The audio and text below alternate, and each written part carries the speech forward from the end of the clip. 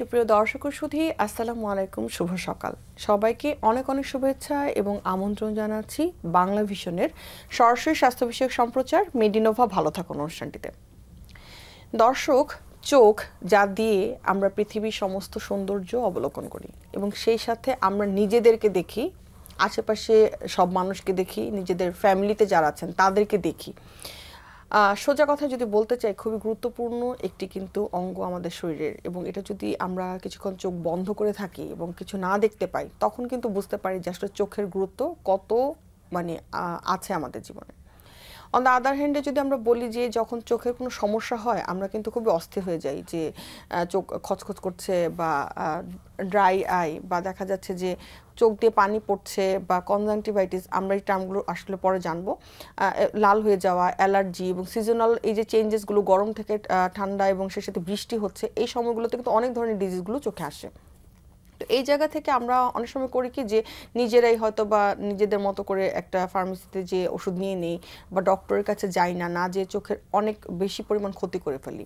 এবং সেই সাথে দেখা যাচ্ছে যে যাদের চোখের হয়তো বা একটু দেখতে সমস্যা, তারা ডক্টরের কাছে না যেয়েই নিজেদের মতো করে একটা ক্লাস পড়ে নিচ্ছেন। বাকি এর কনসিকোয়েন্সেসটা যে কত খারাপ সেটা কিন্তু আমরা বুঝতে পারি যখন দেখা যায় যে চোখের এতই বেশি খারাপ অবস্থা হয়ে গেছে যে যখন আমাদের চোখের লেন্স থেকে শুরু করে অনেক কিছুই চেঞ্জ করতে হয়।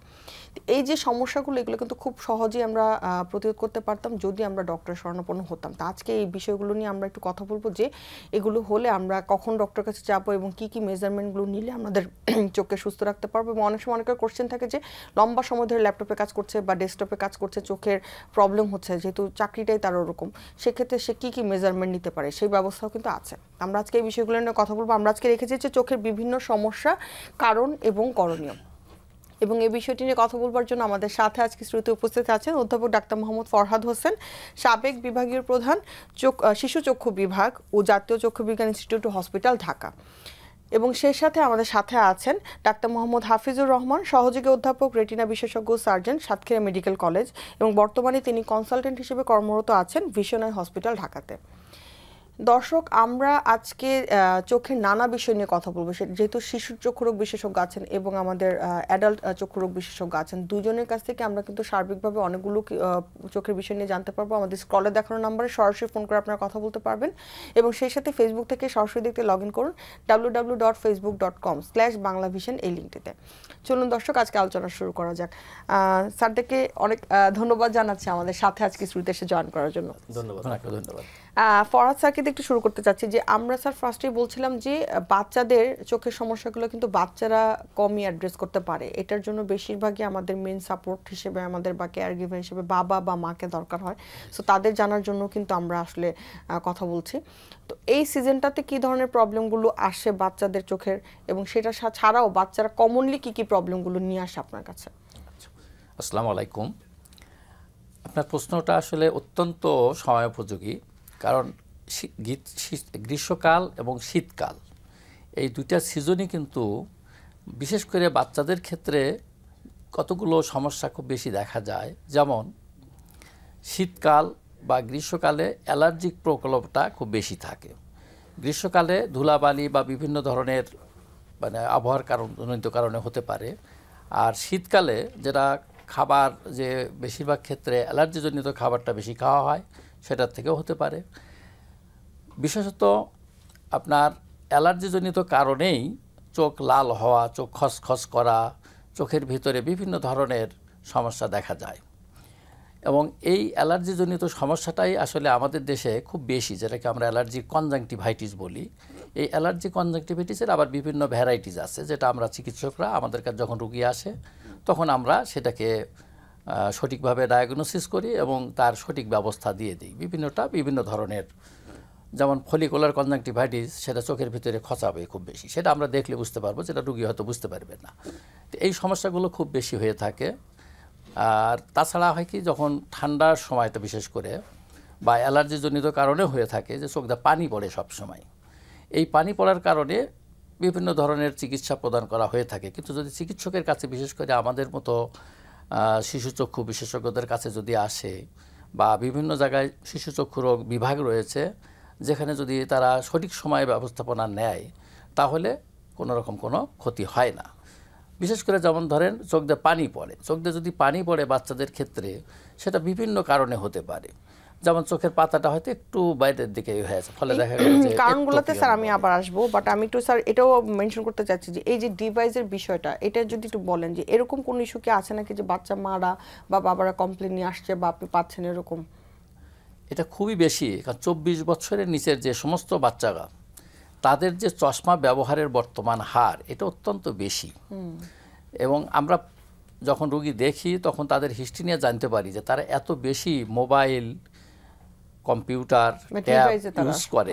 এই যে ডিভাইসের কারণে বেশিরভাগ বাচ্চা মাথা ব্যথা, চোখ লাল হওয়া বা চোখ রগড়ানো, চোখটা ডলে বেশি, তো এই সমস্ত সিমটম নিয়ে যখন আসে তখন বাবা মারা একটু উদ্বিগ্নই থাকেন। তো আমাদের কাছে আসলে আমরা কিন্তু এটা সঠিক ব্যবস্থাপনাটা দেখাই। দরকারও হয় যে আসলে ডিভাইসটা কিন্তু অনেকের ইউজ করতে হয়, দরকার হয়। তো সেই জায়গাতে আসলে আমরা কিভাবে মেজারমেন্ট নিব এটা জানবো। তার আগে আমি হাফিজ স্যারকে একটু আসতে যাচ্ছিলাম যে স্যার মানে চেম্বারে যে আপনার প্র্যাকটিস বা আপনার রেগুলার প্র্যাকটিসগুলো, তো স্যার রোগী কোন বেশি সমস্যাগুলো নিয়ে আসে, চোখের সমস্যাগুলো কোনটা নিয়ে আসে? আপনাকে অনেক ধন্যবাদ। সেই সাথে বাংলা ভিশনের যে সকল দর্শক শ্রোতা আজকে শুনছেন সবাইকে ধন্যবাদ জানিয়ে শুরু করছি। সেটা হচ্ছে যে ফরাদ স্যার যেরকম বলছেন যে বাচ্চাদের মানে অ্যালার্জি বা চোখ চুলকানো নিয়ে আসে, তো যে কোনো সমস্যা নেই, বিশেষ একজন নবজাতক শিশু থেকে শুরু করে বয়স্ক পর্যন্ত যে কোনো মানুষ বিভিন্ন ধরনের সমস্যা নিয়ে আসে। যেমন নবজাতক শিশুর কথা বলছি, যে শিশুটা 35 সপ্তাহের কম জন্ম নেয় বা 2500 গ্রামের চেয়ে কম জন্ম নেয়, তারও কিন্তু আপনার চোখের সমস্যা হতে পারে। আবার যখন একটা ইয়ং ছেলে বা মেয়ে সে যখন ডিভাইস ব্যবহার করছে, মানে ডিভাইস অতিরিক্ত পরিমাণে ব্যবহার করছে বা সে দূরের জিনিসটা দেখতে পাচ্ছে না বা টেলিভিশন কাছে গিয়ে দেখতে হচ্ছে, তাদের কিন্তু আপনার রিফ্র্যাক্টিভ এরর নামে একটা শব্দ আছে, মানে তার চশমাজনিত বা পাওয়ারজনিত সমস্যা নিয়ে আমাদের কাছে আসে, চোখে কম দেখার, চোখে কম নিয়ে আসে।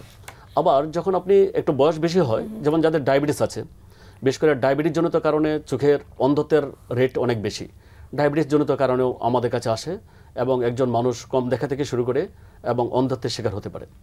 আবার বয়স্ক মানুষের আরেকটা জিনিস সমস্যা হয়, সেটা হচ্ছে যে ক্যাটারেক্ট বা ছানিজনিত কারণেও একজন মানুষ কিন্তু অন্ধ হতে পারে এবং তিনি কম দেখা শুরু করেন এবং আমাদের কাছে আসেন।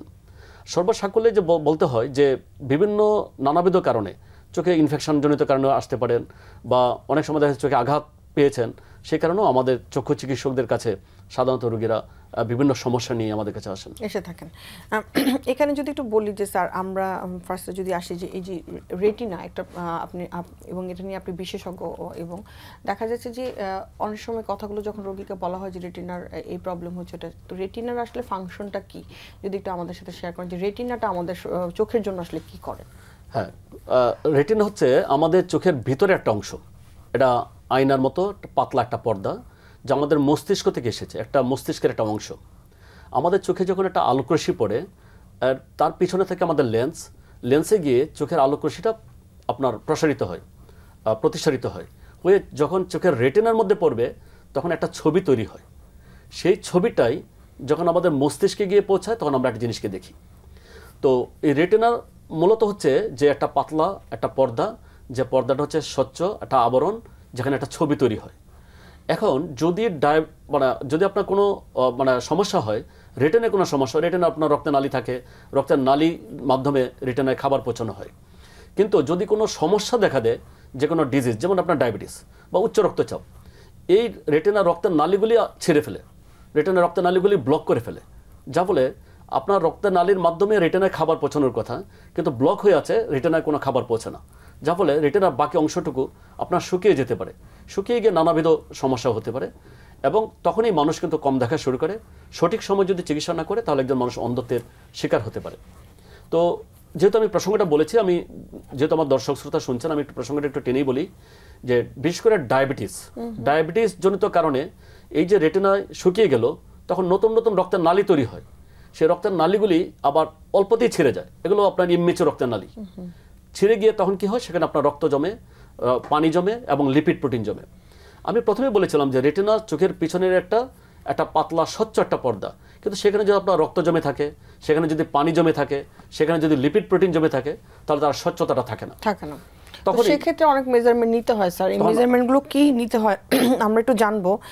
তার আগে আবার ফরহাদ স্যারের কাছে যাচ্ছি যে স্যার আপনি একটা জিনিস বলছিলেন যে অ্যালার্জিজনিত সমস্যাগুলো যে হয়, চোখ চুলকায়, তো অনেক সময় দেখা যায় আমরা বাবা মারা কিন্তু ওই যে ফার্মেসিতে গিয়ে যখন ডিসকাস করি তারাই একটা ওষুধ দিয়ে দেয়, বাট এটা আসলে কত ক্ষতি করে এবং এইটা থেকে আমরা আসলে নিজেদেরকে কিভাবে প্রতিহত করতে পারি? এটা এত মারাত্মক ক্ষতি করে যে যদি এই ফার্মেসি থেকে বা কোনো পল্লী চিকিৎসক অথবা যারা যে সমস্ত হাতুড়ে ডাক্তার তাদের কাছে গেলে কিন্তু তারা স্টেরয়েড জাতীয় ওষুধ ব্যবহার করতে দেয়, এবং স্টেরয়েড জাতীয় ওষুধ ব্যবহার করলে খুব দ্রুত চোখটা লাল কেটে যায়, খসখসিটা চলে যায়, কয়েকদিন পরে কিন্তু আবার এটা হয়।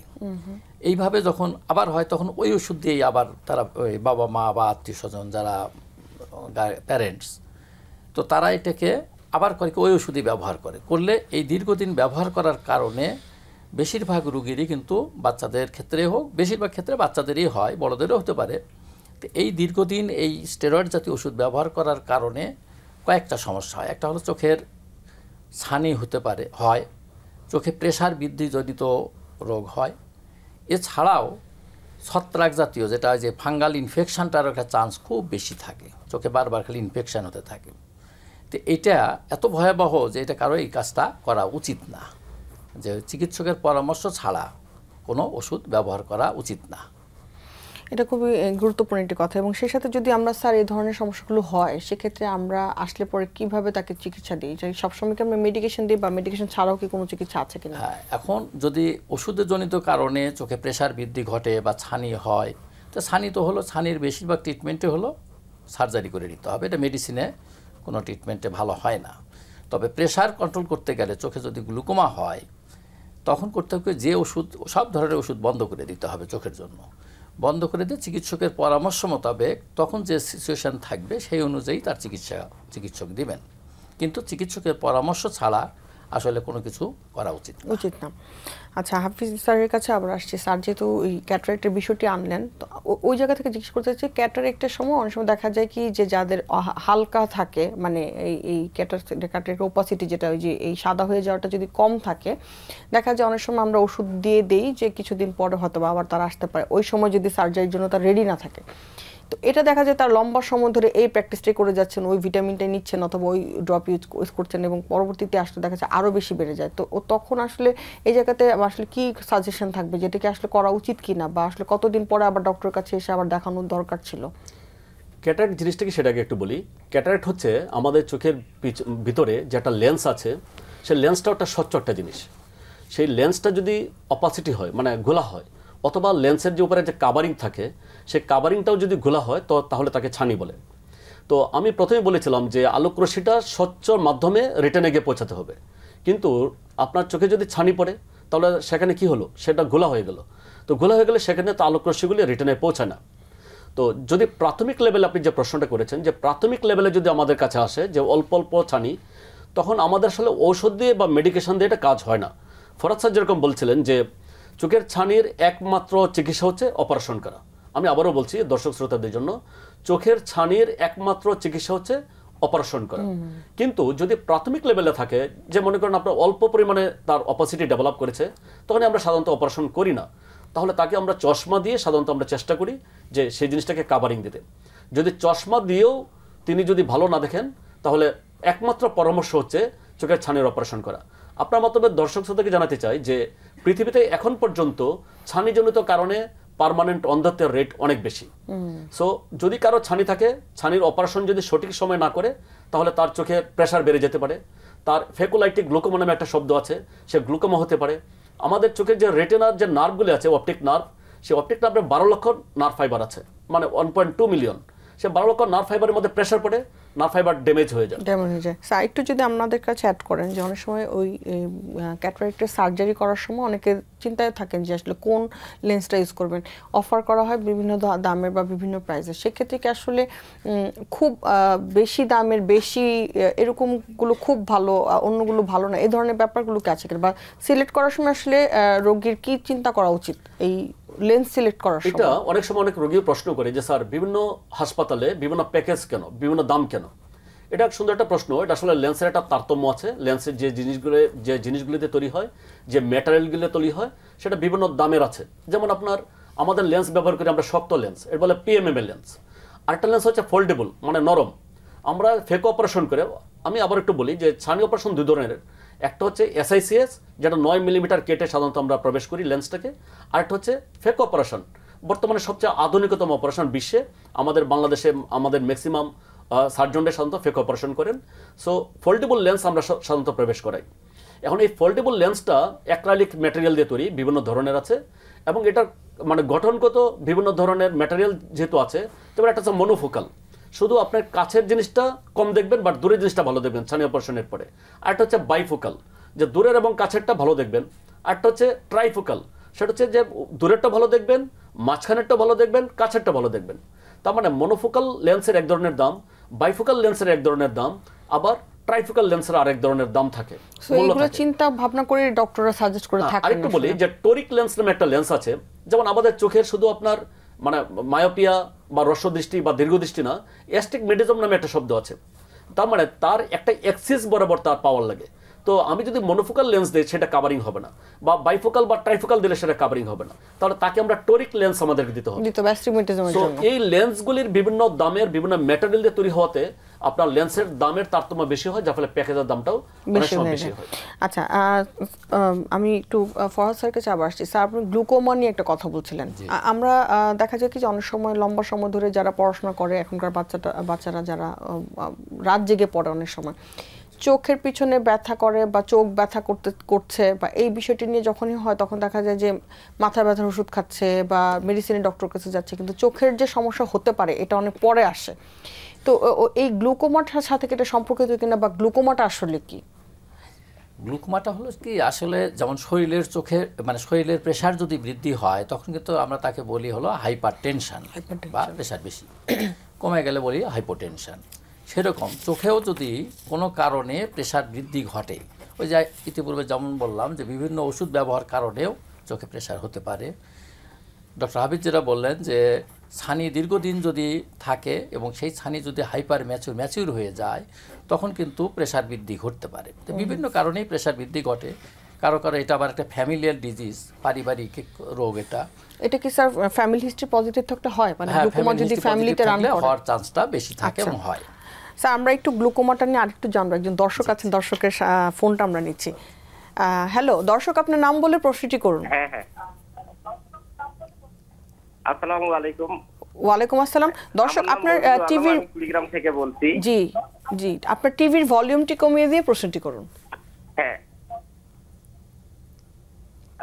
হ্যাঁ, আমার বয়স 50।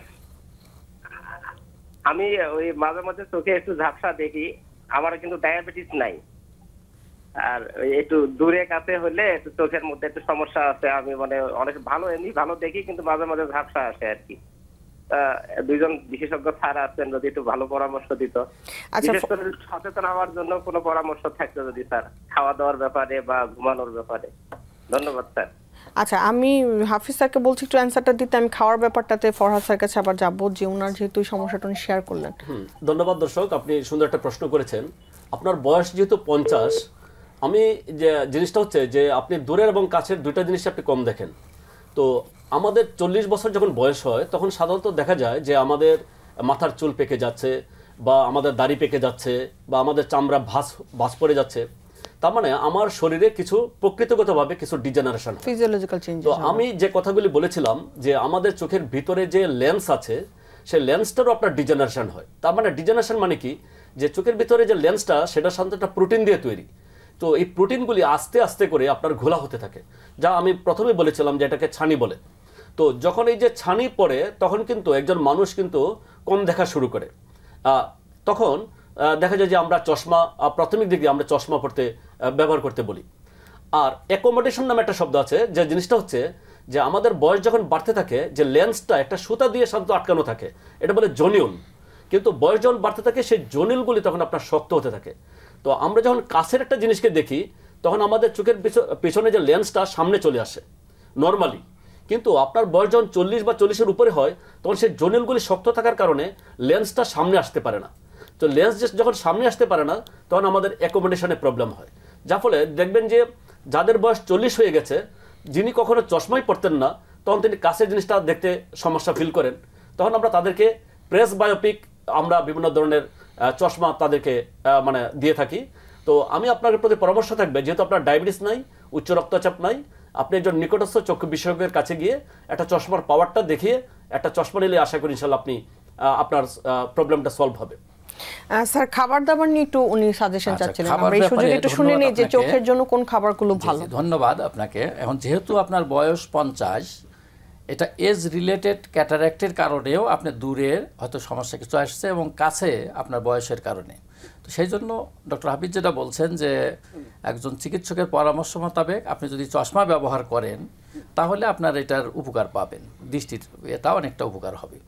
আর খাবার ব্যাপারে যেটা আমরা সবসময় সাজেশন দিয়ে থাকি যে যদি অ্যান্টিঅক্সিডেন্ট জাতীয় খাবার অর্থাৎ সবুজ শাকসবজি, হলুদ, ফলমূল এই সমস্ত যদি বেশি খাওয়া যায়, বেশি খাওয়া যায়, রেগুলার খাদ্য যাতে এই অভ্যাসটা থাকে, তাহলে সেই ক্ষেত্রে কিন্তু আমরা এই দেখি যে ছানিটা ডিলেড হয় অথবা ওই পর্যন্তই হল্ট হয়ে থাকে।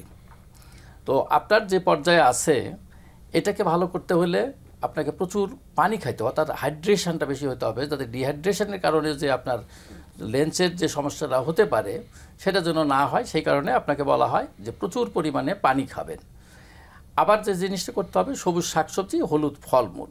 এছাড়াও কিন্তু বাজারে কিছু অ্যান্টিঅক্সিডেন্ট, ভিটামিন জাতীয় অ্যান্টিঅক্সিডেন্ট পাওয়া যায়, ভিটামিন এ, সি, ই এরকম কিছু অনেক কোম্পানিরই আছে এবং অ্যাভেলেবল, দামও খুব বেশি না। এটা খাইলেও আপনি উপকৃত হবেন। দর্শক অনেক ধন্যবাদ আমাদের প্রশ্নটি করার জন্য। স্যার যেহেতু আমরা একটা কথা বলছিলাম যে রেটিনার কথাটা বলছিলাম, যে রেটিনার সমস্যাটা যদি এরকম পরিমাণ বেড়ে যায় তখন কি আমাদেরকে সার্জারি করতে হয় কিনা, এবং এটা করলে কি আবার আগের অবস্থায় ফেরত আসে কিনা চোখের সিচুয়েশনটা? আপনি সুন্দর একটা প্রশ্ন করেছিলেন। আমি ডায়াবেটিসের মধ্যে চলে গিয়েছিলাম, রেটিনা ডায়াবেটিস জনিত কারণে রেটিনার যে সমস্যা। কিন্তু আমাদের কাছে রোগীরা যখন আসে বিভিন্ন ধরনের কমপ্লেন নিয়ে আসে। প্রথমেই কিন্তু আপনার যে অন্ধত্বের কমপ্লেন নিয়ে আসে না, তার উপসর্গ এরকম থাকে যে আমার চোখের সামনে মশা মাছি কি যেন উঠছে, বা আমার সামনে মাকড়সা দেখছি, হ্যাঁ এরকম প্রবলেম নিয়ে আসে। তখন আমরা সাধারণত চোখের রেটিনা স্পেশালিস্ট আমরা যারা আছি, আমরা চোখের মনিটা একটা ড্রপ দিয়ে চোখের মনিটাকে বড় করে একটা মেশিন আছে, মেশিনটার নাম হচ্ছে স্লিট ল্যাম্প বাই মাইক্রোস্কোপি, আমরা সেই মেশিনের মাধ্যমে চোখের রেটিনাটাকে আমরা একটু পরীক্ষা করে দেখি। রেটিনায় যদি আপনার কোনো রক্তক্ষরণ শুরু হয়, যে সেই রক্তের কণিকাগুলি যখন আপনার ভিট্রিয়াস নামে একটা পদার্থের মধ্যে ভাসতে থাকে, তখন রোগীরা সাধারণত এই ধরনের কমপ্লেন করতে পারে যে আমার চোখের সামনে কি যেন ভাসছে এরকম কমপ্লেন করতে পারে।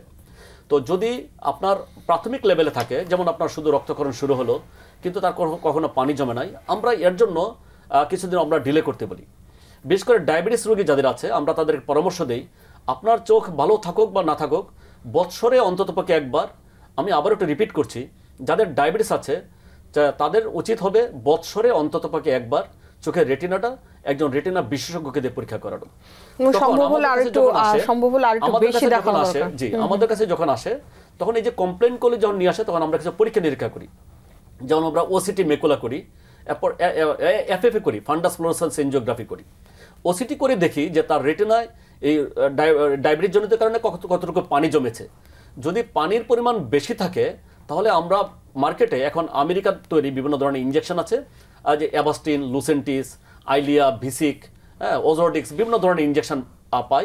সেই ইনজেকশন দিয়ে আমাদের চোখের মেকুলার যে পানিটা জমে সেই পানিটাকে আমরা অ্যাবজর্ব করতে আমরা চেষ্টা করি। আর অনেক সময় যদি দেখি না তার চেয়েও বেশি আকারে আসে, যেমন রেটিনা আপনার শুকিয়ে গেছে, সেই শুকানো অবস্থায় আমরা এনজিওগ্রাম করি, এনজিওগ্রাম করে দেখি কোন কোন পোরশনটা আপনার শুকিয়েছে, সেই জায়গাতে আমরা লেজার দিই। তাহলে আমরা প্রথমেই আমরা চোখের অপারেশনে যাই না, আমরা তাহলে কি করছি, আমরা পানি অনুসারে ইনজেকশন দিচ্ছি, লেজার দিচ্ছি। তো এই অবস্থাও যদি তার ডায়াবেটিস কন্ট্রোলে থাকে, তার উচ্চ রক্তচাপ কন্ট্রোলে থাকে, এবং তিনি যদি মানে প্রেগনেন্ট হয়ে থাকেন, প্রেগনেন্ট লেডি হয়ে থাকেন, তার প্রেগনেন্সি পিরিয়ডটা যদি ভালোভাবে থাকে, তার যদি রক্তশূন্যতা মানে আপনার প্রিভেন্ট করে, রক্তশূন্যতা অনেকে থাকে, রক্তশূন্যতার কারণে এই সমস্যাগুলি হয়। কেউ যদি স্মোকিং করে, স্মোকিং যদি বন্ধ করে, হ্যাঁ তাহলে দেখা যায় যে সেই পর্যন্তই আপনার ইমপ্রুভ করে। যদি তারপরও ডায়াবেটিস কন্ট্রোল নাই, বা ডায়াবেটিস দীর্ঘদিন থেকে ডায়াবেটিস, তার উচ্চ রক্তচাপ আছে, তার কিডনিতে সমস্যা আছে, তাহলে দেখা যায় যে তার আরও বেশি পরিমাণে হয় এবং রেটিনা ছিঁড়ে যেতে পারে, রক্ত জমে রেটিনা ছিঁড়ে যেতে পারে। অথবা এই পরিমাণ রক্ত জমেছে যে রক্তটা আপনার অ্যাবজর্ব হচ্ছে না, তখন আমরা সেই রোগীদের অপারেশন করতে গেছে। যাতে অন্ততপক্ষে তিনি আজীবনের জন্য তিনি যাতে অন্ধত্বের শিকার না হন।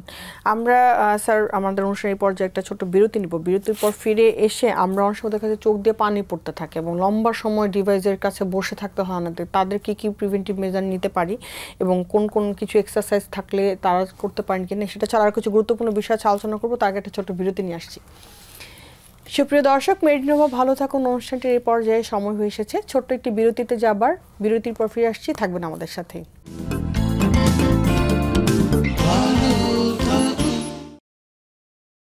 সুপ্রিয় দর্শক, বিরতি শেষে আবারও ফিরে এলাম মেডিনোভা ভালো থাকুন অনুষ্ঠানটিতে। আজকে আমরা কথা বলছিলাম চোখের নানা সমস্যা নিয়ে। একজন দর্শক আছেন আমাদের সাথে, আমরা দর্শকের ফোনটি নিয়ে বাকি আলোচনায় যাচ্ছি। হ্যালো দর্শক, আপনার নাম বলে প্রশ্নটি করুন। জি দর্শক শুনতে পাচ্ছি আপনাকে, আপনার প্রশ্নটি করুন। ওয়ালাইকুম আসসালাম।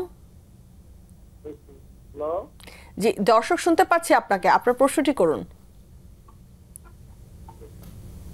আমার বয়স 50, আমি একটু দূরেও কম দেখি, নিকটেও কম দেখি। আমার হলো চশমায় পাওয়ার হচ্ছে নিকটে হলো 200 আর দূরেরটা হলো 50।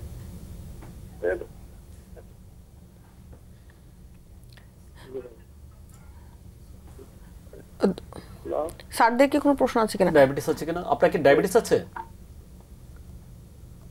আপনার ডায়াবেটিস আছে সম্মানিত দর্শক? ডায়াবেটিস নাই, ওজন বেশি। ওজন বেশি। আপনার কি প্রেসার বা উচ্চ রক্তচাপ আছে? ডায়াবেটিস নাই কিন্তু ওজন বেশি। প্রেসার আছে কিনা আপনার, বা ব্লাড প্রেসার আছে কিনা? প্রেসার, ব্লাড প্রেসারও নাই।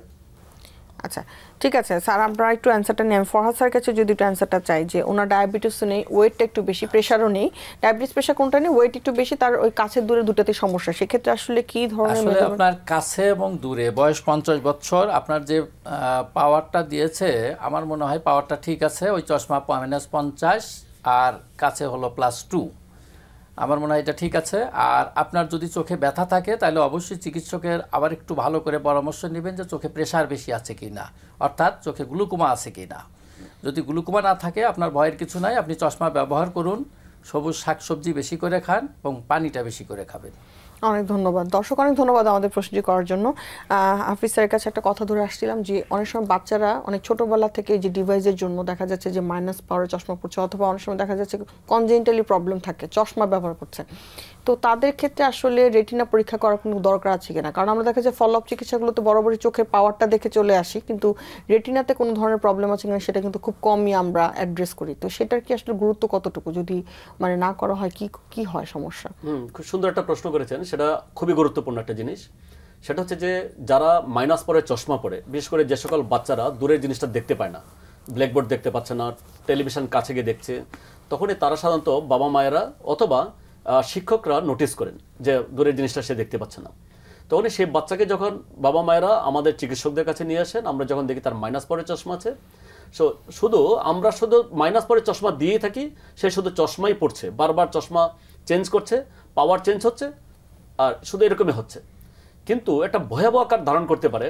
আমি একটা জিনিস বলি যে নর্মালি এটা হচ্ছে আমাদের চোখের কর্নিয়া, এটা হচ্ছে রেটিনা। কর্নিয়া থেকে রেটিনার ডিস্টেন্স হচ্ছে 24 মিলিমিটার, অ্যাভারেজ 24 মিলিমিটার।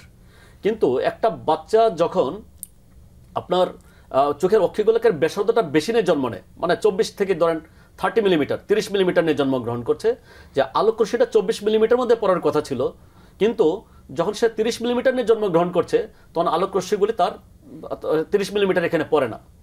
বাচ্চাটা যখন বড় হচ্ছে ধীরে ধীরে, তার মানে তার হাত পা বড় হচ্ছে, তার শরীর বড় হচ্ছে, তার চোখের ভিতরের অক্ষিগোলকের ব্যাসার্ধটাও বেড়ে যাচ্ছে, তার মানে 34 মিলিমিটার হয়ে গেল, যার ফলে সে দূরের জিনিসটা দেখতে পায় না, আমরা চশমা দিচ্ছি। একটা জিনিস চিন্তা করেন যে একটা বেলুনকে যখন আমি ফু দিচ্ছি, বেলুনটা ধীরে ধীরে বড় হচ্ছে, একসময় বেলুনটা কি হবে? বেলুনটা ফেটে যেতে পারে। তার মানে যে বাচ্চাটার অক্ষিগোলকের ব্যাসার্ধ 24 থাকার কথা ছিল, সে 30 মিলিমিটার নিয়ে জন্মগ্রহণ করেছে, আবার বড় হতে হতে একসময় 40 মিলিমিটার হয়ে গেছে, তার মানে তার অক্ষিগোলকের ব্যাসার্ধটা অনেক বেড়ে গেছে, যার ফলে তার চোখের ভিতরের অংশটা পাতলা। তাহলে এই যেমন একটা বেলুন যেরকম ফেটে যেতে পারে, ঠিক তেমনি তার রেটিনাটা এরকম ফেটে যেতে পারে। সো সেক্ষেত্রে আসলে পরীক্ষা নিরীক্ষা করা উচিত। আমি যে বাচ্চারা মাইনাস পরে চশমা পড়ে, আপনার মাধ্যমে আমার দর্শক শ্রোতাদেরকে আমি অনুরোধ করব যে আপনার সোনামণিরা যারা মাইনাস পরে চশমা পড়ে, তাদের বৎসরে অন্ততপক্ষে একবার একজন রেটিনা বিশেষজ্ঞকে দিয়ে রেটিনাটাকে পরীক্ষা করাবেন। কারণ হচ্ছে এই রেটিনা যদি ছিঁড়ে যায় তাহলে তার আর কোনো দৃষ্টি থাকে না, সে পার্মানেন্টলি অন্ধ হতে পারে। কিন্তু আমরা যদি তাকে আপনার কোনো চিকিৎসা দেই, তাকে আমরা লেজার দিতে পারি, ডিজেনারেশন যদি হয় ডিজেনারেশন লেজার দেই, তাহলে অন্ততপক্ষে তার রেটিনাটা ছিঁড়বে না, সে অন্ততপক্ষে অন্ধত্বের শিকার হবে। এখানে একটা মেসেজ আমি একটু দিতে চাই, সেটা হলো যে যে সমস্ত বাচ্চাদের মাইনাস পাওয়ার বেশি তাদের একটু ফ্যামিলি হিস্ট্রিটা আমাদের দেখতে হবে, যে বাবা মার চশমা ব্যবহার করে কি না, কারণ এটা একটা ফ্যামিলিয়াল ডিজিজও বটে। তো সুতরাং বাবা মার যদি হাই পাওয়ারের চশমা ব্যবহার করে, অবশ্যই বাচ্চাদেরকে চিকিৎসকের কাছে এটা চোখটা পরীক্ষা করায় নিতে হবে। আর আমাদের একটা যেটা বইপত্র বলা আছে বা আমরা বাস্তবেও বলে থাকি বা পেয়ে থাকি, সেটা হলো যে বলে থাকি এবং এটাই করা উচিত, যে যদি বাবা মা ছেলের যদি হাই পাওয়ারের চশমা থাকে, তাহলে আর একটা হাই পাওয়ারের মেয়েকে বিবাহ করা সঙ্গত না। তাহলে কিন্তু আর ফ্যামিলিতে বলতে গেলে প্রায় পুরো বাচ্চাটাই হবে। এমনও হয় যে বাচ্চারা কিন্তু ব্লাইন্ড হয়ে জন্মগ্রহণ করে। সুতরাং এই ব্যাপারেও বলা হয় যে একজন হাই মায়োপিয়া, অর্থাৎ এই যে হাই পাওয়ারের চশমা, আর একজন হাই পাওয়ারের চশমা মেয়েকে বিবাহ করবে না। তো এই বিষয়টা আমার মনে হয় সমাজে সবার একটু সজাগ থাকা ভালো। আমি স্যারের সাথে একটা ইনক্লুড করি, সেটা হচ্ছে যে শুধু হাই পাওয়ার না, আমরা আরও বলি যে আপন চাচাতো বোন, মামাতো বোন, ফুয়াতো বোন, খালাতো বোন, বা এরকম আপনার আপন চাচাতো ভাই, মামাতো ভাই, ফুয়াতো ভাই, খালাতো ভাইকেও বিয়ে করতে আমরা নিষেধ করি। তাহলে কি হবে, তার যে বাচ্চা কাচ্চা হলে হবে তার চেয়ে 3 থেকে 4 গুণ বেশি পরিমাণে মাইনাস পাওয়ারের নিয়ে জন্মগ্রহণ করে। এবং অন্যান্য আদার ডিজিজও কিন্তু তাদের মধ্যে থাকে, এবং অটিজম থেকে শুরু করে অনেক কিছু। আমি এই জায়গা থেকে আবার একটু আসছি যে ড্রাই আই সিনড্রোম, স্যারের কাছে একটু আসি আমি, তারপরে আবার ফরহাদ স্যারের কাছেও যাবো বিষয়টি নিয়ে, যে চোখ শুকিয়ে যায়, খচখচ করে, এবং খচখচ করা থেকে আসলে আমরা বুঝি, আমরা ভাবি যে চোখ মানে, কিন্তু চোখের পানি শুকিয়ে যাওয়ার বিষয়টা অনেকেরই হয়, অনেক সময় হয়, বিশেষ করে যারা ডিভাইস দেখেন বেশি তাদের জন্য। সেক্ষেত্রে স্যার আমরা কি করতে পারি? আগে ড্রাই আই জিনিসটাকে একটু আমি বলি, যে ড্রাই আই হচ্ছে, মনে করেন আমরা বর্তমানে যারা অতিরিক্ত পরিমাণে ডিভাইস ব্যবহার করছি, মোবাইল ব্যবহার করছি, ল্যাপটপ বেশি ব্যবহার করতে হচ্ছে প্রয়োজনের তাগিদে বা সময়ের প্রয়োজনে করতে হচ্ছে। আমাদের চোখের পলক সাধারণত 1 মিনিটে 24 বার, 22 থেকে 24 বার পড়ে। কিন্তু আমি যখন একটা মোবাইলের দিকে তাকায় থাকবো, আমার চোখের পলকটা কিন্তু পড়া কমে যাচ্ছে, হয়তো 4 থেকে 5 বার পড়ছে। যার ফলে আমার চোখের যে পানি থাকে, যে পানিটা আমাদের চোখটাকে খাবার দিচ্ছে, চোখটাকে সতেজ রাখছে, সেই পানিটা কিন্তু বাষ্প হয়ে চলে যাচ্ছে চোখটা খুলে থাকার জন্য। এই যে বাষ্প হয়ে চলে যাওয়াটাকে বলে ড্রাই আই। ড্রাই আইয়ের জন্য দেখবেন যে অনেকে আমাদের কাছে কমপ্লেন করে যে আমার চোখ জ্বালা পোড়া করছে, আমার চোখ লাল হয়, আমার চোখ দিয়ে পানি পড়ে, আমার চোখ ঘুম ঘুম ভাব আসে, চোখ ব্যথা করে, মাথা ব্যথা করে, ঘাড় ব্যথা করে। তো এই প্রবলেমগুলি নিয়ে যখন আমাদের কাছে আসে রোগীরা, তখন আমরা তার অবস্থাটা আমরা একটা পরীক্ষা নিরীক্ষার মাধ্যমে তার পানির পরিমাণ কতটুকু কমেছে আমরা বের করি। যদি দেখি যে বেশি পরিমাণে হয়, তাহলে আমরা অন্য মেজার নেই। কিন্তু রোগীদেরকে যে পরামর্শগুলি দেই সেটা হচ্ছে যে 20-20-20 একটা রোল আছে। মানে যদি কেউ ল্যাপটপে 20 মিনিট কাজ করে, তাহলে কমপক্ষে 20 সেকেন্ড চোখটাকে বন্ধ করে রাখতে বলি, অথবা 20 ফিট দূরে কোনো একটা জিনিসকে দেখতে বলি। এটা বলে 20-20-20 একটা রোল।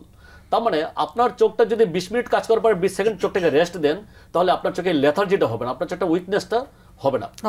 আবার আমরা যারা ল্যাপটপ ব্যবহার করি, ল্যাপটপটা আমরা বলি কি চোখের লেভেল থেকে একটু নিচে ব্যবহার করতে, বা 90 সেন্টিমিটার সামনে রাখতে, যাতে আমাদের চোখটা একটা মানে আরামদায়ক পরিবেশে থাকে। স্যার, যেহেতু আমরা একটু শেষ পর্যায়ে আছি, ছোট্ট করে একটু স্যারের কাছে আমি গুরুত্বপূর্ণ একটা মেসেজ হলো যে ড্রাই আই সম্পর্কে, বিশেষ করে আমাদের যারা গার্মেন্টস সেক্টরে যে সমস্ত ছেলেমেয়েরা কাজ করে, তাদের কিন্তু লাইটটা খুব পর্যাপ্ত লাইট থাকে, এই লাইটেও কিন্তু চোখটা ড্রাই হয়ে যেতে পারে। এই জন্য আমরা তাদেরকে সাজেশন করে দেবো এই যে মাঝে মাঝে পরিষ্কার পানি দিয়ে, কাজের ফাঁকে মাঝে মাঝে পরিষ্কার পানি দিয়ে যেন চোখটা একটু ওয়াশ করে। আমাদের সাথে একজন দর্শক আছেন, তার ফোনটা একটু নিচ্ছি, ফোন নিয়ে আমরা আবার আলোচনা আসছি। জি হ্যালো দর্শক, আপনার নাম বলে প্রশ্নটি করুন। আমার নাম সাবিনা, আর আমার বয়স 40 বছর। তো আমার এই চোখের পাতা বন্ধ হয়ে যায়, মানে পড়ে গেলে আর ওঠে না, আর হাতের আঙ্গুল দিয়ে উঠাতে হয়। তো এই সমস্যা আমার 10 বছর আগে থেকে আর কি হয়েছে। তো এখন আমি কি করবো আর কি করণীয়? টসিস সমস্যাটা।